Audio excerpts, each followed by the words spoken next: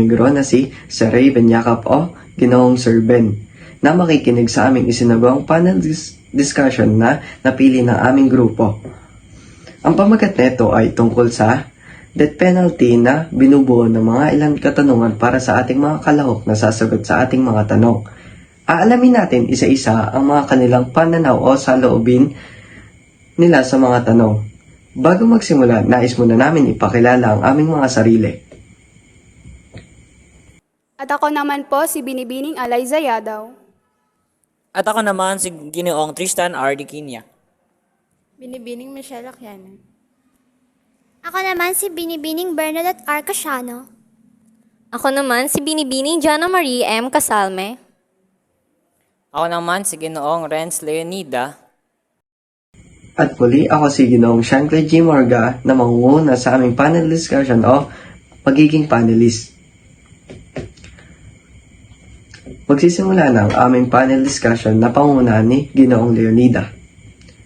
Ginoong Leonida, ano sa palagay mo, bakit mahalagang pag-usapan ang issue ng death penalty sa panahon ngayon?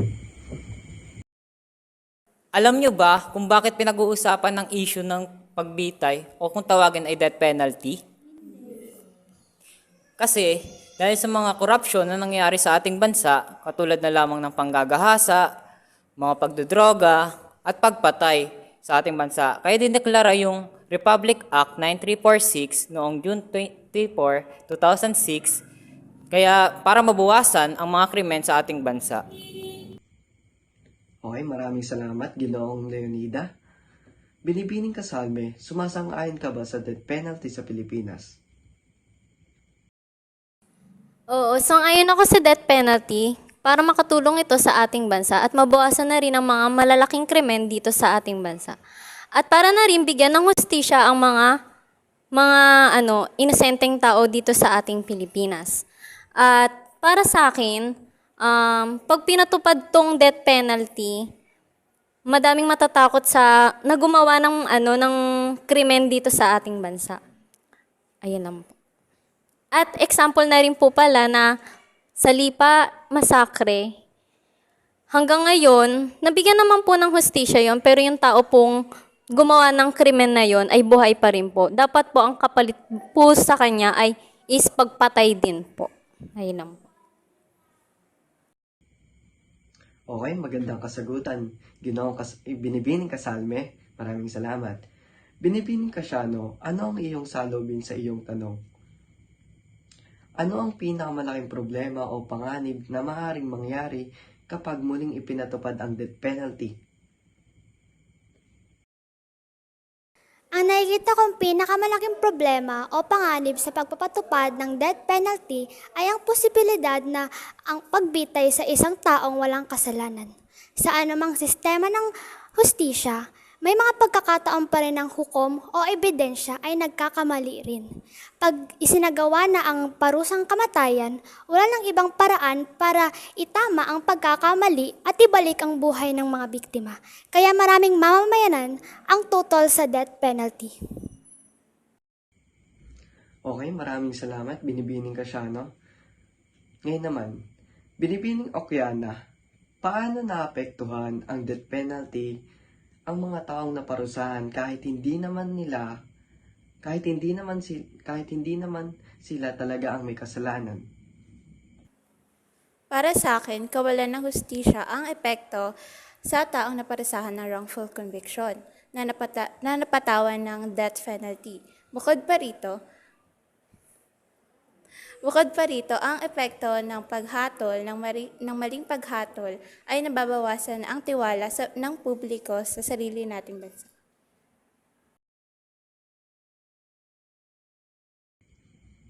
Okay, maraming salamat, Binibining Oquiana. Dadako naman tayo kay Ginoong Tristan.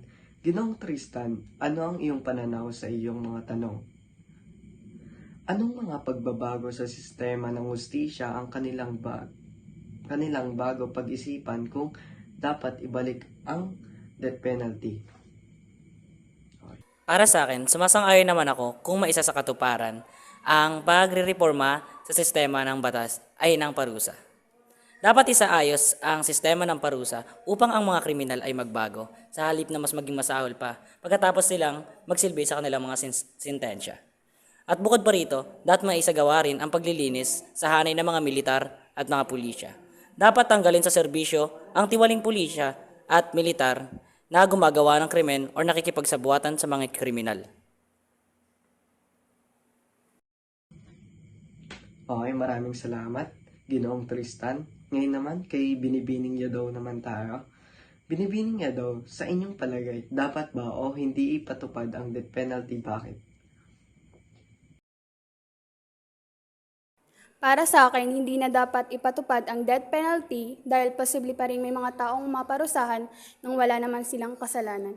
Ayon sa nabasa kong artikulo ni Gross noong 2014, mahigit kumulang 4.1% ang mga natulan ng death penalty na maaaring inosente. At hindi naman napatunayan na nakakababawas ito sa krimen, kaya mas mabuti ang ayusin muna ang sistema ng hustisya bago kaysa pumatay ng tao wala namang kasalanan at inosente. Okay, maraming salamat, Binibining Yadaw. Ngayon naman, dadako naman tayo sa another katanungan. Binibining Prodigalidad, ano ang iyong kasagutan sa iyong tanong? Ano-ano ang ibang paraan o solusyon upang mabawasan ng krimen nang hindi gumagamit ng death penalty? Kung ako ay tatanungin kung ako ba ay sumasang-ayon sa death penalty, ang aking isasagot ay hindi. Bakit? Una-una sa lahat, maraming dahilan o maraming paraan upang mabawasan ang krimen na hindi gumagamit ng dahas. Una na dito ay ang pagpapabuti ng edukasyon at pagbibigay ng maraming oportunidad para sa kanilang katulad. Dahil kung mas marami ang kanilang magiging makuha ang oportunidad o mas malawak na pangunawa para sa kanila, ay makakatulong ito upang upang mabawasan ang mga krimen na nangyayari sa atin.